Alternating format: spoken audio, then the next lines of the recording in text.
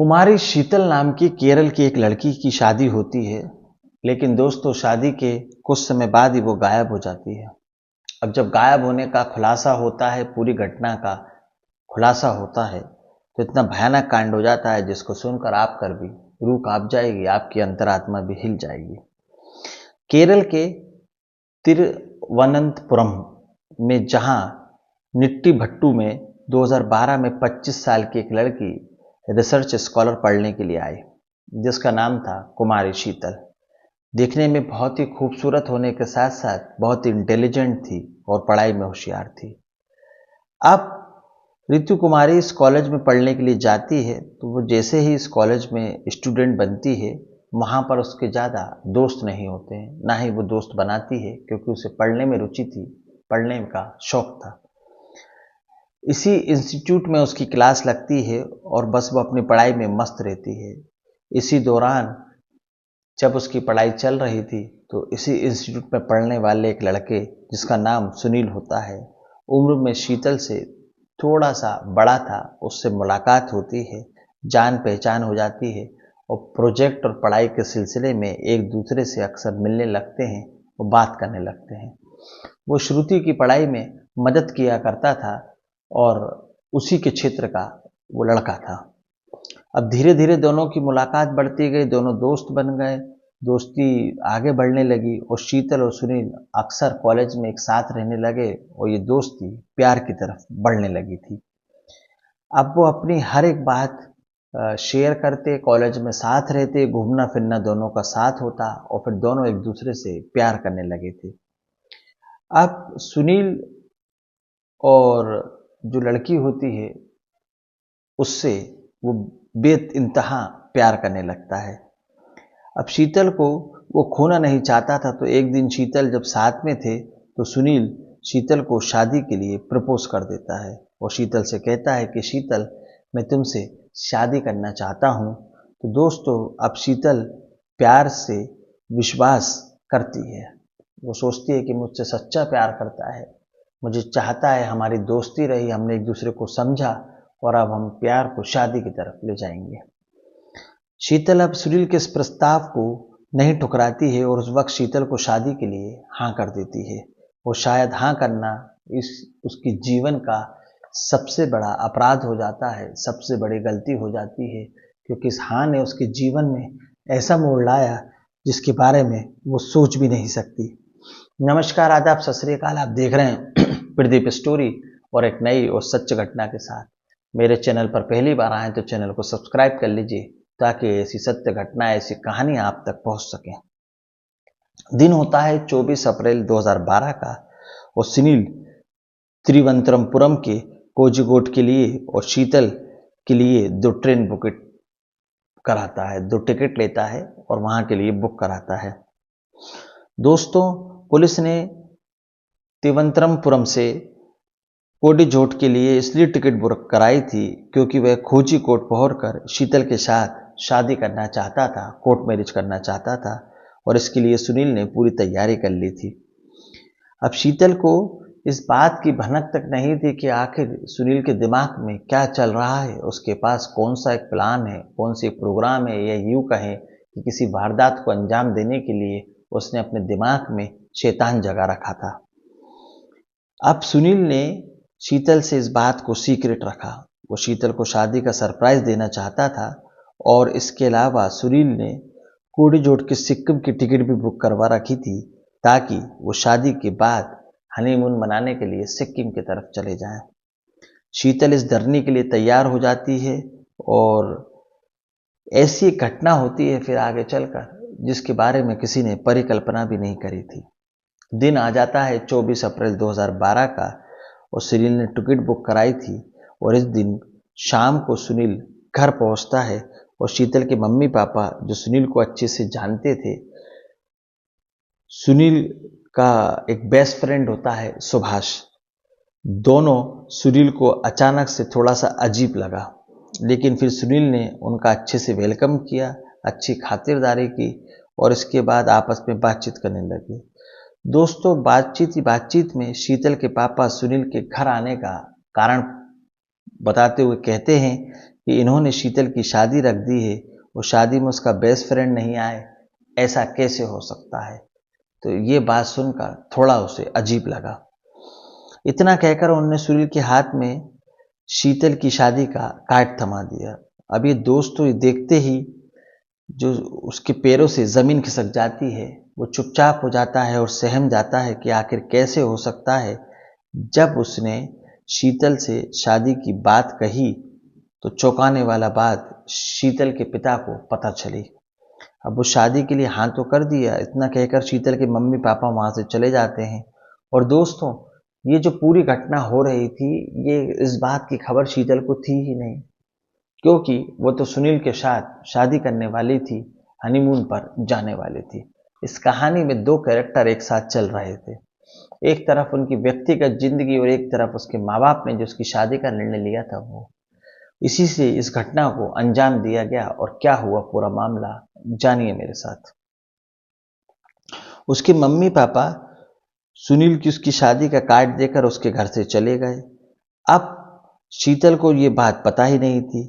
वहां से जाने के बाद ट्रेन में इतना भयानक कांड हो जाता है कि अब दोस्तों, उधर सुनील के माँ बाप को एक ही बात पता चलती है कि आखिर क्यों शीतल ने उनके रिश्ते, अपनी शादी के बारे में नहीं बताया। अब सुनील ने हिंदू के साथ अपनी शादी का रजिस्ट्रेशन करवा रखा था और हनीमून का टिकट बुक करवा लिया, और शीतल की शादी का जो कार्ड था हाथ में पकड़ रखा था। अब सुभाष को अंदर ही अंदर ये बात खाई जा रही थी, और शीतल के माँ बाप के प्रति उसको गुस्सा भी था कि आखिर हो क्या रहा है। बात इतनी आगे बढ़ गई कि शीतल ने कभी जिक्र नहीं किया, लेकिन अब सुभाष सोचता है कि शीतल के घर वालों से इस बारे में बात करूंगा, और दबाव में आकर शादी के लिए शायद उसने हाँ किया होगा। एक बार फिर से शीतल के मुझे बात करनी चाहिए। अब सुनील इस ट्रिप को कैंसिल नहीं करता है और अगले ही दिन यानी 25 सितंबर 2012 को शीतल और सुभाष प्लान के मुताबिक दोनों तिरुवनंतपुरम रेलवे स्टेशन पर मिलते हैं। वहां से वो कोडीझोट के लिए ट्रेन पकड़ते हैं। अब दोनों ट्रेन में बैठ जाते हैं और ट्रेन अपने गंतव्य स्थान के लिए रवाना हो जाती है। अब ट्रेन चलती है तो दोनों लोग आपस में बातें करने लगते हैं, और सामने की सीट पर वो बैठ जाता है और 24 अप्रैल की शाम की घटना के बारे में बताता है कि शाम को तुम्हारे मम्मी पापा तुम्हारी शादी का कार्ड लेकर मेरे घर आए थे, और उसकी तरफ देखता ही रहता है। दोस्तों, सुनील के मुंह से जैसे ही शीतल ये बात सुनती है, उसके चेहरे की चमक उड़ जाती है और वो कहती है कि इतना बड़ी बात हो गई और तुमने मुझे अभी तक बताया नहीं, इतना बड़ा प्लान बन गया, मुझे इसकी खबर ही नहीं है। और तुम शादी के लिए तुमने तिरुवनंतपुरम की टिकट बुक करवा ली और शादी के लिए रजिस्ट्रेशन भी करवा रखा है। वो आगे कहता है कि मैं तुमसे बेहद प्यार करता हूँ, मैं तुमसे कोर्ट मैरिज करने के लिए रजिस्ट्रेशन करवाया। अब दोस्तों, जैसे ही शीतल ये बात सुनती है, वो कहती है कि ऐसा नहीं हो सकता। वो अपने घर वालों से के खिलाफ जाकर कभी राजी नहीं होगी उनकी बेटी की शादी दूसरी कास्ट के लड़के से हो।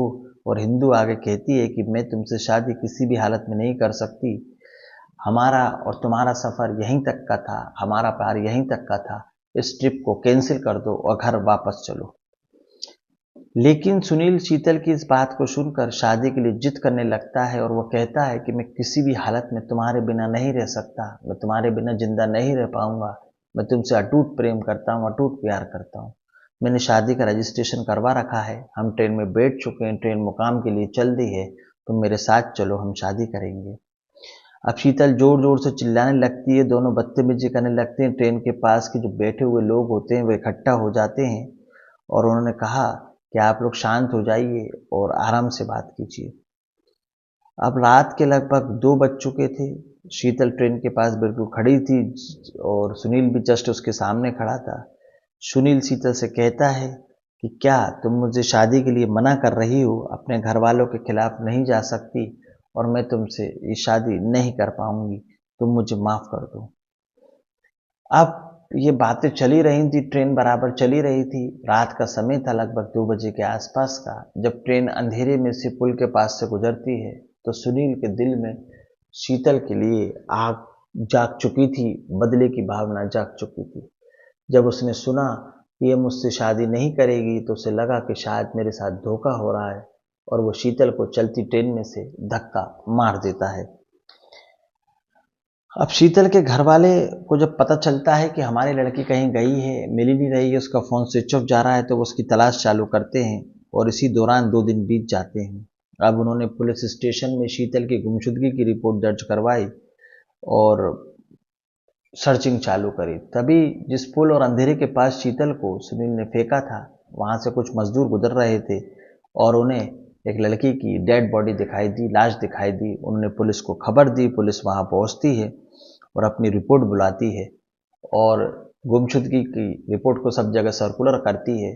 तभी शीतल के घर वालों को भी पता चलता है कि एक लड़की की लाश मिली है, हमें वहां जाकर शिनाख्त करनी चाहिए। अब वो ये पूछते हैं कि मामला क्या है, तो उसके घर वाले सब बात बताते हैं कि हमने इसकी शादी तय कर दी थी, शादी के कार्ड छप गए थे, हमने बाइट दिए थे, पर शायद किसी लड़के से प्यार करती होगी, घर से भागने की फिराक में उसने इसकी हत्या कर दी। अब शीतल की डेड बॉडी मिली थी, तो शीतल के पापा वहां पर पहुंचते हैं और देखते हैं तो पहचान जाते हैं कि मेरी बेटी की ही लाश थी और ऐसा ऐसा हुआ है उसके साथ।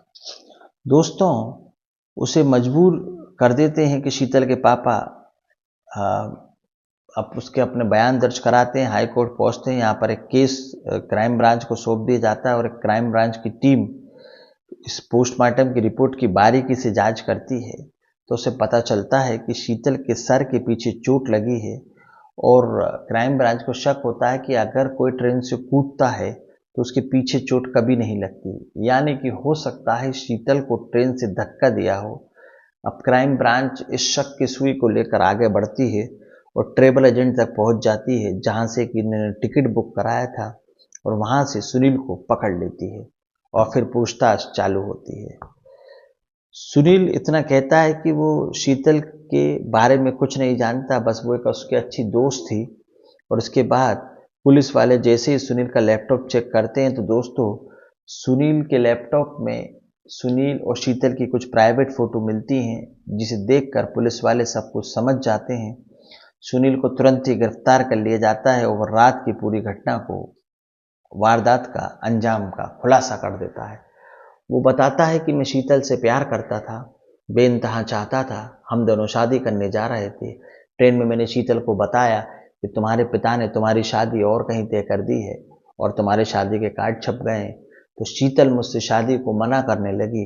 मैं घबरा गया था, डर गया था, सहम गया था।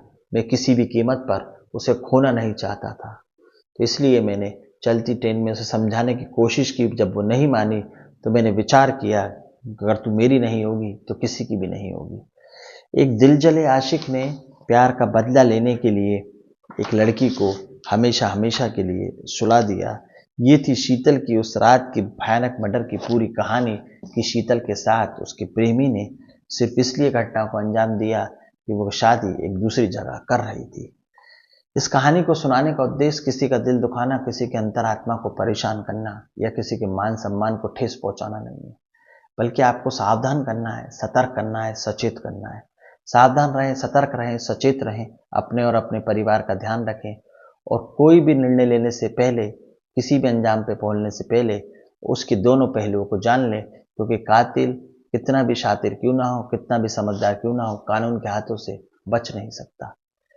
स्टोरी को लाइक करें, चैनल को सब्सक्राइब करें, अपने विचार मुझे कमेंट्स में बताएं। अगली कहानी में सत्य घटना के साथ फिर मुलाकात होगी। जब तक के लिए नमस्कार, जय हिंद, जय भारत।